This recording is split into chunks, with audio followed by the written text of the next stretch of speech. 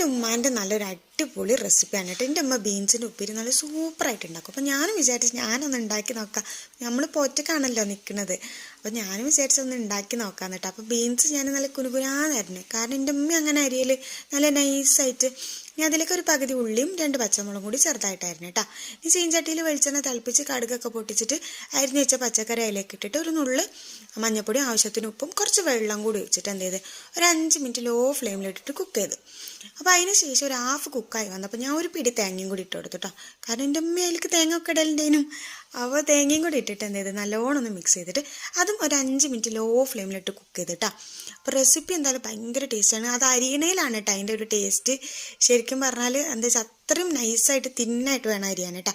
അപ്പോൾ നമ്മൾ ബീൻസ് ഉപ്പേരി ഇവിടെ റെഡിയായി. എന്തായാലും ഉമ്മ വെക്കണം അതേ ടേസ്റ്റൊക്കെ ഉണ്ടായിരുന്നു കേട്ടോ. അപ്പോൾ നിങ്ങളെല്ലാവരും ഇതൊന്ന് ട്രൈ ചെയ്ത് നോക്കാം, എങ്ങനെയുണ്ടെന്ന് കമൻറ്റും കൂടി ചെയ്യുക. പിന്നെ ചാനൽ സബ്സ്ക്രൈബ് ചെയ്യാൻ മറക്കണ്ട കേട്ടോ. അപ്പോൾ ബൈ.